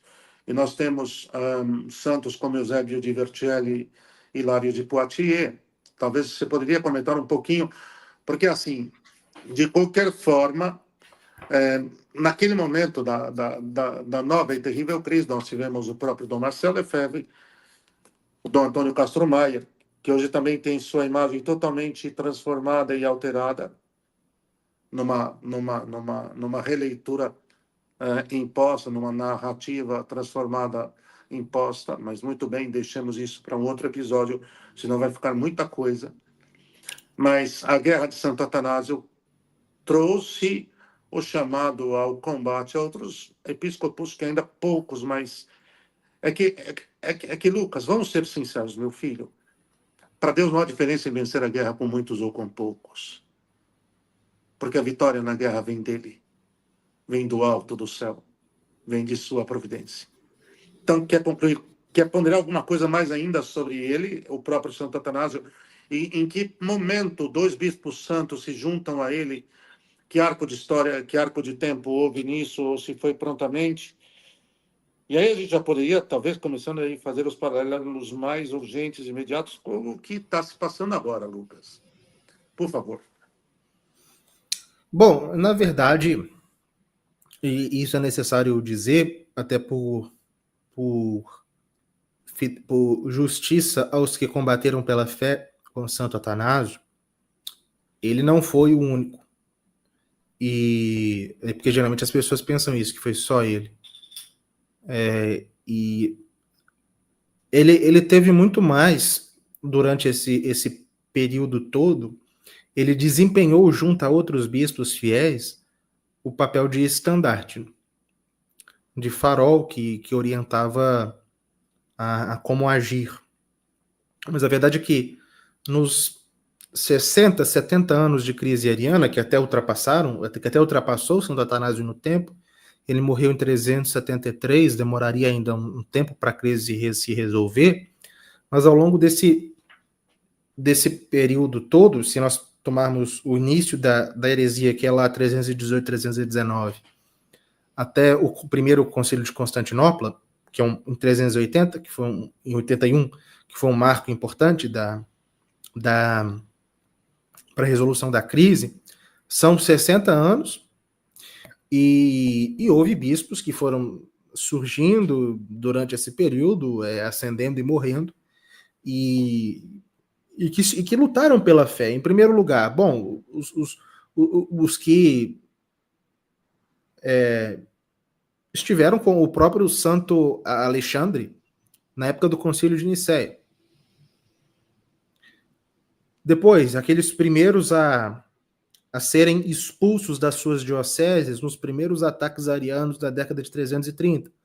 São Santo Asclepas de Gaza, São Lúcio de Adrianópolis e Santo Eustáquio de Antioquia. Foram expulsos pelos arianos. Depois, ao longo da década de 340, São Paulo de Constantinopla, que foi expulso da sua diocese 2 vezes e depois na prática martirizado, porque morreu em razão de muitos maus tratos. O Papa São Júlio, que apoiou Santo Atanásio e o inocentou das numerosas acusações de que havia sido vítima até então.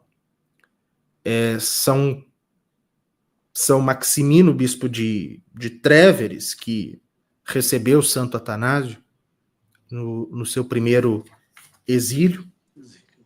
Depois, aqueles que, durante o período mais crítico da crise ariana, ou seja, a década de 350 até 360, São Paulino de Tréveres, São Dionísio de Milão, Santo Eusébio de Vercelli e Santo Hilário de Poitiers, que lutaram com Santo Atanásio, sobretudo no Ocidente, e que, por se negarem a excomungá-lo, foram exilados. Depois, ao longo da década de 360, São Melécio de Antioquia, São Cirilo de Jerusalém, São Serapião de Timús, São Máximo de Nápoles, São Gregório de Elvira, São Febágio de Agen e São Servátio de Tanger. Isso na década de 300 entre os anos 350 e 360. Nos anos 360, São Barcés de Edessa, Santo Eusébio de Samosata, Santo Eulógio e São Protógenes, o Papa São Damaso, que a igreja recorda hoje, e já apontando para o final da crise, já depois de Santo Atanásio, no finalzinho da vida de Santo Atanásio, e até o final, que foram aqueles que de fato consolidaram o triunfo da fé, que são São Basílio Magno, São Gregório Nazianzeno, São Gregório de Nissa, Santo Epifânio de Salamina e o grande Santo Ambrósio de Milão. Então são muitos grandes bispos, mas que não foram todos contemporâneos uns dos outros. Foram poucos, se nós observarmos o período histórico em que cada um deles atuou. Mas praticamente durante esse período inteiro, à exceção desses últimos, era Santo Atanásio que esteve sempre. Como que orientando-os nos seus combates, sendo de fato aquela bandeira pela qual eles lutavam. Inclusive, as duas exigências que eram feitas pelos bispos durante o período mais crítico da heresia era que eles assinassem um credo heretizante e subscrevessem a excomunhão de Atanásio. Eram as duas coisas que eram pedidos dele. Depois, justamente por se negarem a isso, que São Dionísio foi expulso de Milão, que Lúcifer foi expulso de Cagliari, que Santo Eusébio foi expulso de Vercelli, os exilados para o Oriente, porque eles se negaram a assinar uma fórmula semeriana e porque se negaram a... Inclusive, o Papa Libério foi exilado por causa disso também. E Libério, o Papa Lucas, Libério... vamos aproveitar. Você já tocou nesse tema, tá bem? Já podemos engatar o Papa Libério. Enfim, o que se passou com o Libério. E eu vou fazer uma pergunta para o professor Lucas. Lucas, pode-se dizer de alguma forma que, historicamente, hein, aqui você não está fazendo uma reflexão teológica para que não confundam. Historicamente, nós podemos dizer que, de alguma forma, a fidelidade de Santo Atanásio resgatou Libério de um passo a um passo da heresia? Não, eu não acho que eu não acho que o Papa Libério esteve à beira da heresia. Historicamente não é possível comprovar. É heresia, não. Eu vou tentar. Um dos capítulos mais longos do meu livro é que eu examino a questão do Papa Libério. Mas eu acho que é bom dividir o pontificado do Papa Libério em três. Antes do exílio, durante o exílio e após o exílio. O que ele fez antes do exílio e depois é tudo muito claro, muito conhecido. Ele combateu pela fé. Defendeu a fé.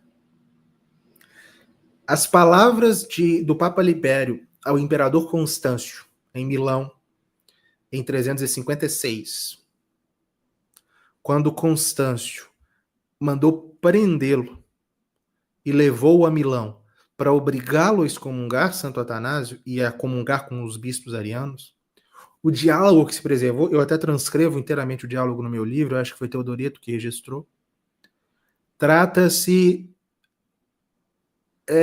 de algo que se aproxima dos grandes combates dos grandes papas do futuro contra os poderes desse mundo que queriam dobrar a igreja. As palavras do Papa Libério ao imperador Constâncio, naquela ocasião, se aproximavam, poderiam se equiparar aos de um São Gregório VII, ao rei Henrique IV. Então, o Papa Libério, pessoal, e isso eu digo aqui com uma tranquilidade muito, muito grande. O Papa Libério não é motivo de vergonha para a Santa Igreja, e não eu acho que não é um caso de um Papa herege. Claro. Aliás, então, não é nenhum herege, né, Lucas? É que se dizer isso, não? Não formalmente, né? Não. Né? Só para retomarmos. Então, antes do exílio, ele combate pela fé, por isso é exilado para Bereia, na Trácia. Depois do exílio, quando ele retorna, ele viveu, porque é importante considerar isso, o Papa Libério, ele voltou do exílio, se não me engano, em 358. Ele morreu em 366, ou seja, ele teve 8 anos ainda de vida em Roma. Pontificado. Para reparar eventual claudicação, e reparou, tanto que durante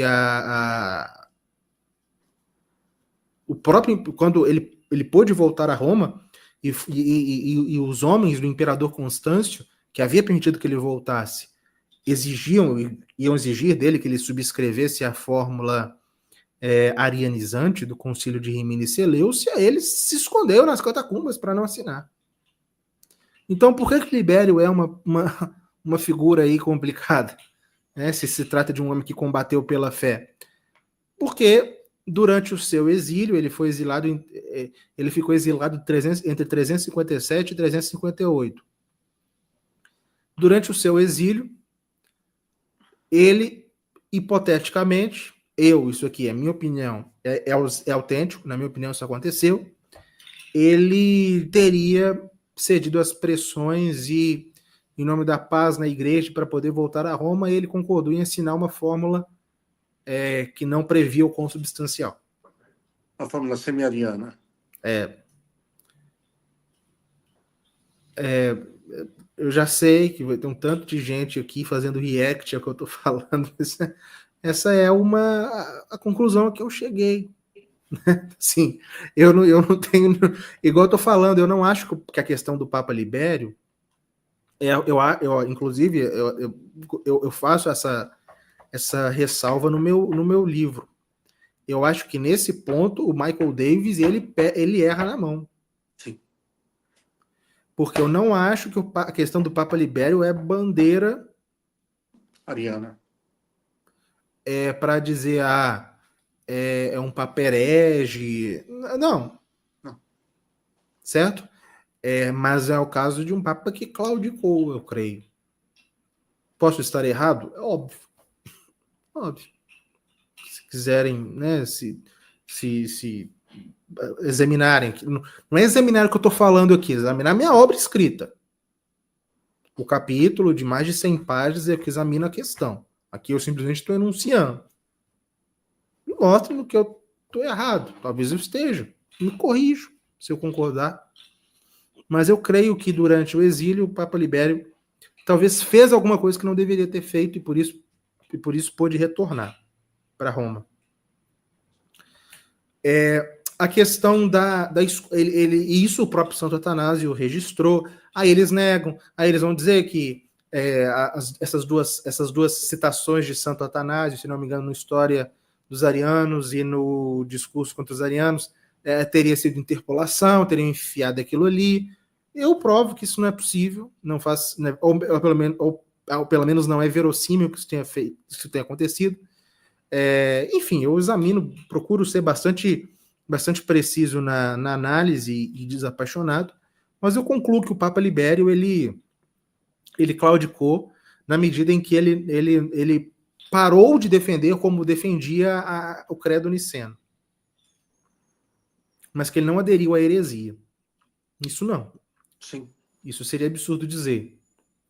E a relação de Santo Atanásio com ele? Assim, a gente não pode esquecer que naquele tempo as distâncias eram grandes. Enormes, não havia comunicação.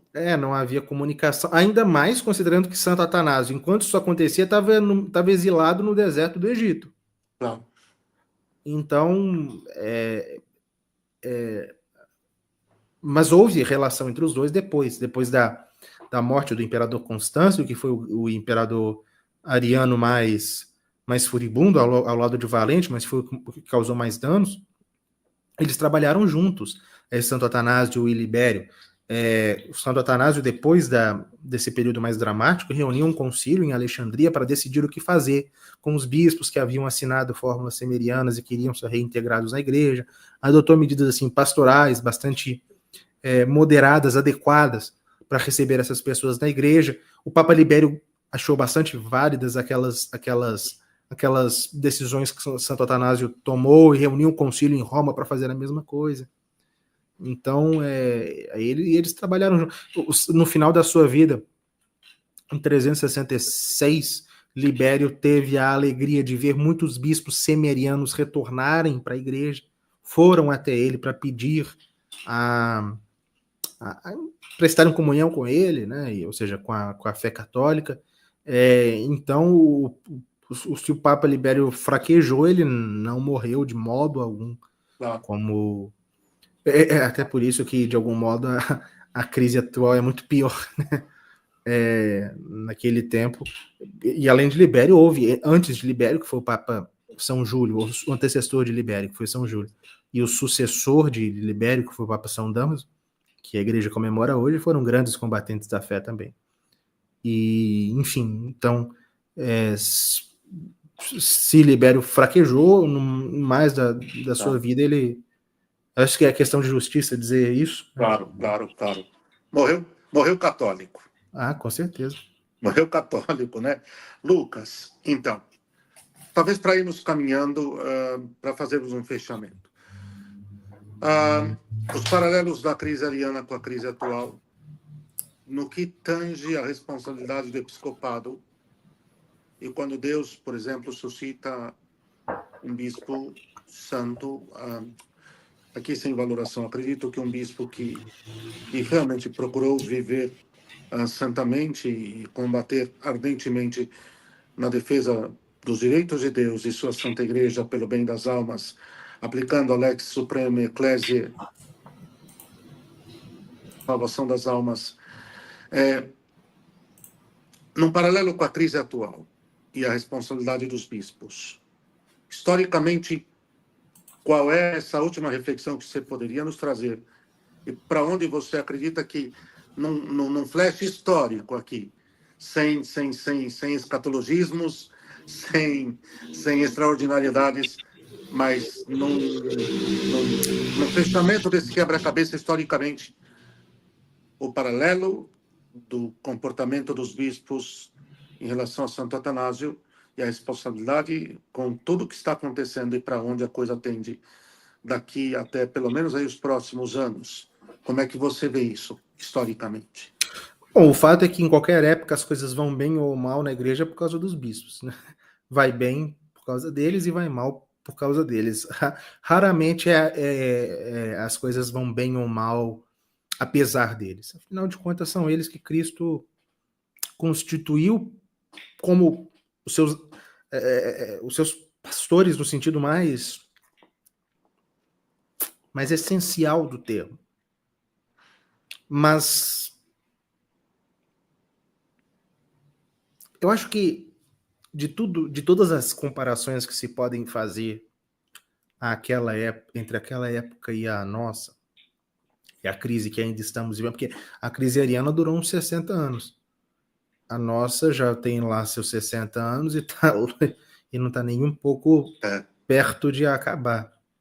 Já tem 60 anos e vai longe. E na verdade, se a gente remontar mesmo a origem da crise no próprio modernismo denunciado por São Pio X, aí já são mais de 100, sim. Né? Então, bom. É que, Lucas, cremos que São Pio X ganhou uns 50 anos para nós, não?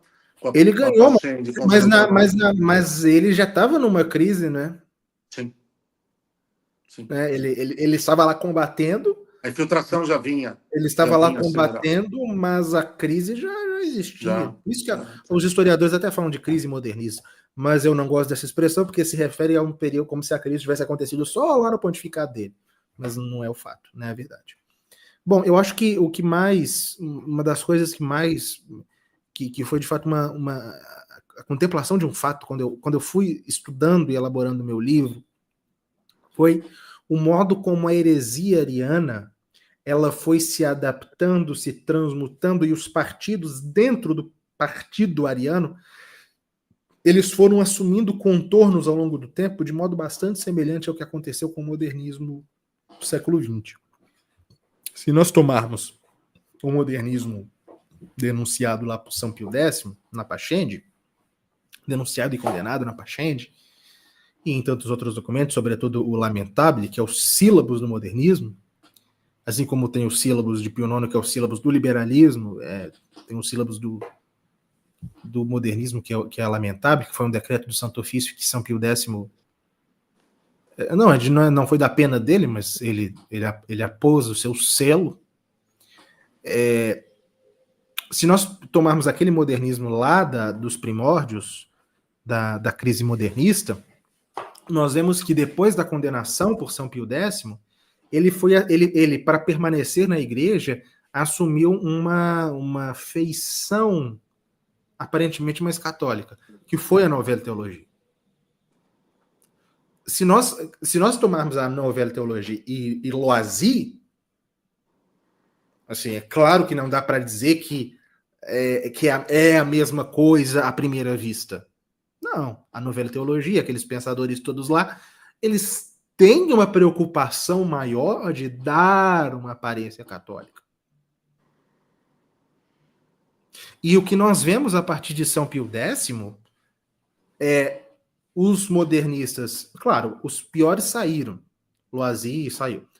Mas a maior parte ficou e tratou de ocultar a sua doutrina sob uma aparência de ortodoxia, maior ou menor. Foi o que aconteceu depois do Concílio de Nicéia com o arianismo. Por isso que alguns falam, Constantino não morreu católico porque ele foi batizado por Eusébio de Nicomédia. Mas Eusébio de Nicomédia fingia que era católico. O próprio Santo Atanásio falou aqui nessa citação que eu fiz, que ele finge, que as pessoas não sabiam que ele era herege e depois se mostrou. Tal e qual todos os modernistas fingem ser católicos, Lucas. Né? Sim. Todo episcopado modernista, ou seja, quase que integralmente, fingia ser católico, embora já. E quando eles conseguiram, isso é uma coisa bastante relevante na história do arianismo e da história da crise atual. Quando eles conseguiram a preponderância na igreja, que são os arianos da década de 350, 360, e os modernistas da década de 1960, quando eles tomaram tudo, aí eles começaram a brigar entre eles, porque dentro do partidão havia vários matizes. Claro. E a gente vê que como as décadas elas vão passando e novos agentes históricos vão surgindo, há gente dentro do próprio partido herético que nem sabe o que é herege.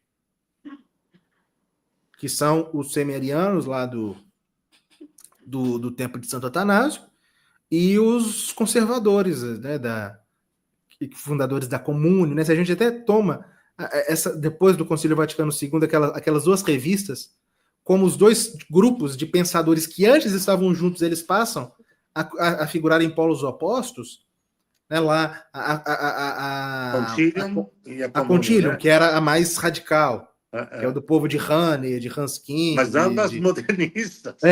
Mas são as duas tesouras, Lucas. Sim, né? Mas, pois é, isso também é uma coisa que eu vejo como bastante paradigmático para nós. Santo Atanásio, padre, até a década de 300, até os anos 361, 362, nos livros dele, era todo mundo ariano. Todo mundo herege do mesmo jeito. Mas, ao voltar do seu terceiro exílio, ele já percebe uma coisa. Há muita gente que está do lado de lá por ignorância. Claro. E ele faz um esforço para estender a mão para os semerianos. Ele estive do lado de lá por ignorância, Lucas. Ele faz um esforço para estender a mão para os semerianos. Aí já é uma mudança que se vê numa obra dele, que é o De Synodes. Ali ele já fala, já se refere aos bispos semerianos como irmãos. Fala que reconhece que muitos deles, que eles têm a mesma fé que muitos deles, só que há apenas um desentendimento terminológico. Ele faz um esforço para explicar o consubstancial para eles, porque eles sabem que eles haviam sido formados numa escola teológica que interpretava o consubstancial de uma forma sabeliana, herética. Aí ele explica, quando a gente fala que Cristo é consubstancial ao Pai, a gente não está querendo dizer que o Pai e o Filho são a mesma pessoa. Então ele começa a fazer um esforço. Claro que a velhice o ensinou bastante, as lutas o ensinaram bastante, mas ele começa a fazer um esforço nesse sentido de perceber que... Eu acho que ele deve ter percebido o seguinte, gente, a gente está aqui nessa briga há décadas. Eu tô aqui desde o começo, mas muitos deles entraram no meio. Muitos desses bispos semerianos aqui nunca não conheceram Eusébio de Nicomédia. Não conheceram Ário. Então ele estende a mão para eles. Um desses foi justamente São Cirilo de Jerusalém, que estava no partido semeriano. Que então se converte e adere integralmente à fé católica, né, Lucas? O próprio Santo Hilário de Poitiers, Santo Hilário de Poitiers fez a mesma coisa. Mas acho que vale a distinção clara entre os que eram ignorantes e, portanto, São os não pecarem ignorantes, por são os malícia. ignorantes. São Ignorantes, os não ignorantes. maliciosos. São os ignorantes. Não São os os ignorantes. jogadores, não? Não, não, não. São os Não? ignorantes. Não os São aqueles. carreiristas, não Não, é? não, não, não, não, Não não, os não. carreiristas, não, não é? Que Não, jogam na posição que for Eu vou usar aqui um prosaísmo brasileiro, que jogam na posição que for necessário jogar não, são os para ignorantes ficar bem, mesmo. né? Até, ó, assim, os carreiristas são os que mais perseguiram Santo Atanásio. Claro, Eusébio de Nicomédia era um carreirista. claro. Ele começou a sua vida, a sua carreira episcopal como bispo de uma diocese significante da Síria, depois se tornou bispo de Beirute e, por fim, se tornou bispo de Nicomédia. Na E, por fim, sede de do Império no Constantinopla. Oriente, hein? Esqueci, por fim de Constantinopla, morreu o bispo de Constantinopla, ilegítimo, Foi obviamente. galgando. O patriarcado. Mais tarde, Constantinopla será um patriarcado, não? É, Né? é. Então, sim, isso é necessário pontuar. É a questão dos Os ignorantes. ignorantes. Daqueles bem intencionados, porque É, havia. é No isso. começo não havia, não. É isso. Mas É depois, isso. mais adiante, É isso. Lucas, aqui, um pouco uma curiosidade, mas dentro do tema. Tal e qual.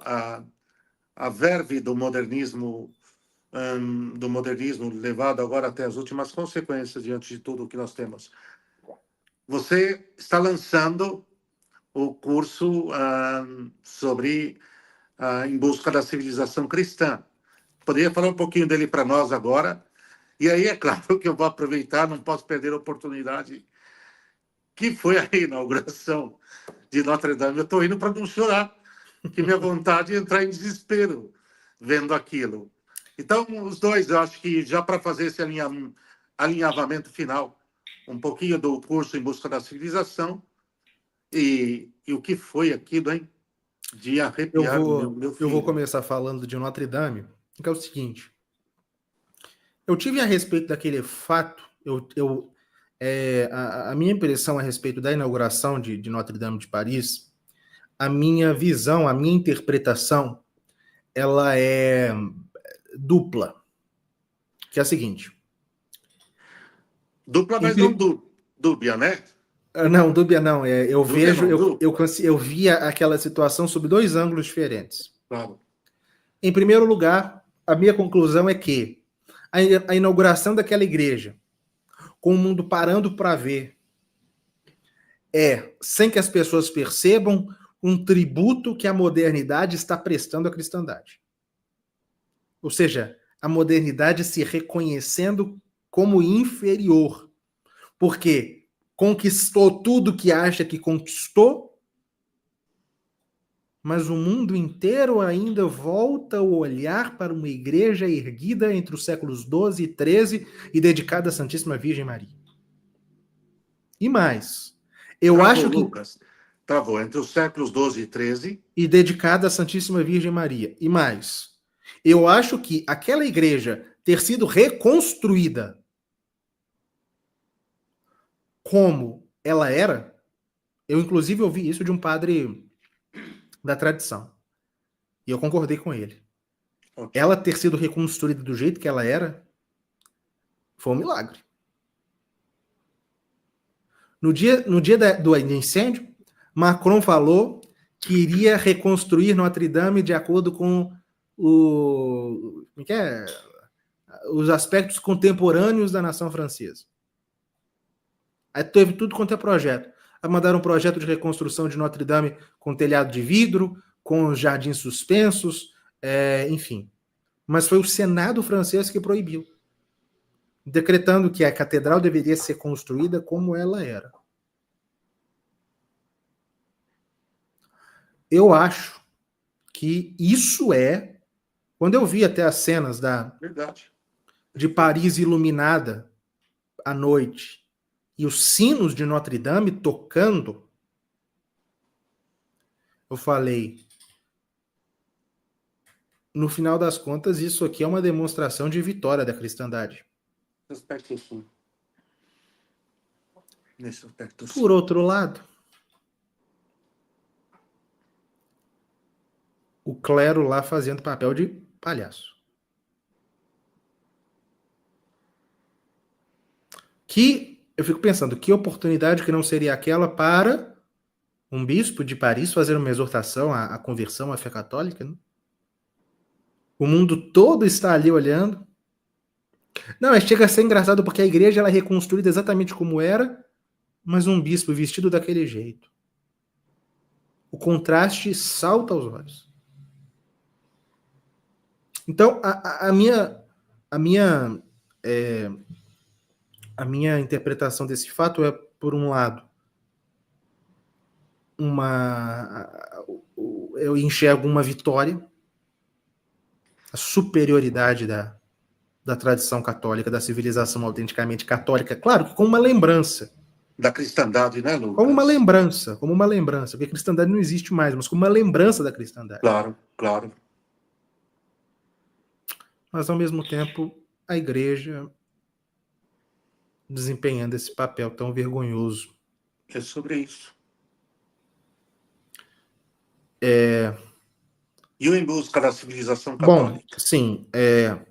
No começo desse ano, eu, com minha equipe, nós fizemos um financiamento coletivo para que nós pudéssemos gravar em 11 cidades francesas, em 16 igrejas góticas, um projeto que chamou-se Em Busca da Civilização Católica, mas cujo curso nós chamamos de A Civilização das Catedrais, um curso pelo qual nós mostramos, já foi gravado, foi um sucesso, e as aulas estão sendo disponibilizadas, serão 15 aulas, já estão disponibilizadas para os apoiadores 5 e 3 gratuitamente no meu canal no YouTube.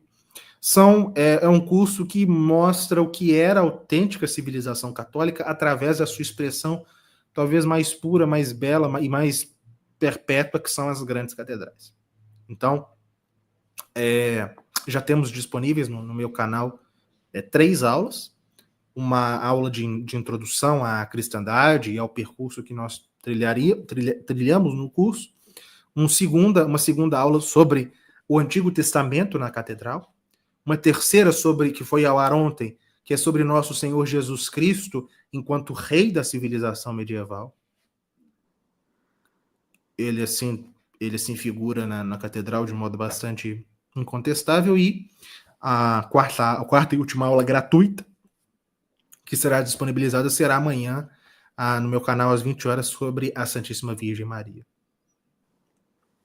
As outras 11 aulas, porque são 15 no total, serão oferecidas apenas para aqueles que obviamente contribuíram no financiamento coletivo e os que agora, até o dia 19, se matricularem. Na escola?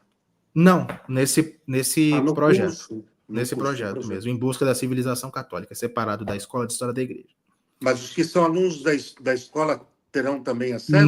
Não, será outra coisa mesmo. Entendi. Será outra coisa mesmo. Inclusive, quem se matricular até o dia 19 vai ganhar também o meu novo livro, chamado Desvendando as Catedrais. É um livro fotográfico com 120 fotos, imagens, na qual, em alta resolução, colorida, na qual eu vou desvendando alguns aspectos bastante importantes da iconografia das catedrais góticas. E somente quem se matricular vai ter acesso ao livro. E, enfim, então fica o meu convite. Será até o dia 19 as matrículas, e para quem quiser ter uma ideia do que se trata, assista às aulas que já estão disponibilizadas gratuitamente no meu canal. É isso. Muito bem. Professor, olha, quero agradecer, então, em nome de todos os que nos seguem, e dizer que espero que voltemos a tratar de outros temas mais para frente. Peço orações de todos pelo professor Lucas Lancaster. Professor Lucas vai contrair matrimônio no próximo dia 21, se tornará esposo, chefe de família e futuramente pai, com a graça de Deus, da Providência Santíssima. E alguma coisa mais? Uma palavra, uma boa noite para os nossos professores? Bom, em primeiro lugar, e finalmente, em último lugar, né, agradeço o convite, padre. Falar de Santo Atanásio é sempre uma alegria para mim. E, enfim, que nós tomemos o exemplo dele, dos católicos do século IV, que, ante investidas tremendas contra a nossa fé, se mantiveram firmes na mesma para que nós hoje pudéssemos professar a fé que eles um dia professaram. Muito obrigado. Então, quero agradecer também que vocês estejam conosco, que permaneceram durante essa formação e que a repliquem para o maior número possível de outras pessoas. Está muito bem posto. Quer dizer, não há alternativa. Diante da fidelidade a Deus, a sua igreja, a fé católica de todos os séculos, e a claudicação vendendo o depósito da fé ao malfadado pacto com uma nova e falsificada religião surgida após concílio, nós permanecemos católicos apostólicos romanos. E vamos rezar pela sagrada tradição e vamos rezar muito pelos que restaram fiéis dentre os bispos, para que, como no seu anelar durante a sagração, como esposos místicos da esposa do Cordeiro, sejam dispostos até proteger a fé católica, se necessário for, e o bem das almas. Eu peço ao professor que fique mais um minuto. A próxima live agora só pós-Natal. Semana que vem eu estarei fora, eu vou a Buenos Aires, vou visitar o seminário da Fraternidade em La Reja. Nós somos comunidade amiga. Não é para incardinação no clero da fraternidade, mas para o estreitamento dos laços. E vamos rezar pelos dois os dois bispos que restaram e pela sagração dos futuros com a graça de Deus. E me parece que é isso, dentro da própria fraternidade já se fala com mais clareza sobre essa realidade necessária. Os católicos têm direitos à fé católica, aos sacramentos católicos, aos sacerdotes católicos, e por isso nós precisamos de bispos católicos, como foi católico Santo Atanásio, como foi católico Dom Marcel Lefebvre. Fiquem com Deus, um santo Natal para vocês, só nos vemos depois do Natal. Uma boa noite para todos. Boa noite, fiquem com Deus.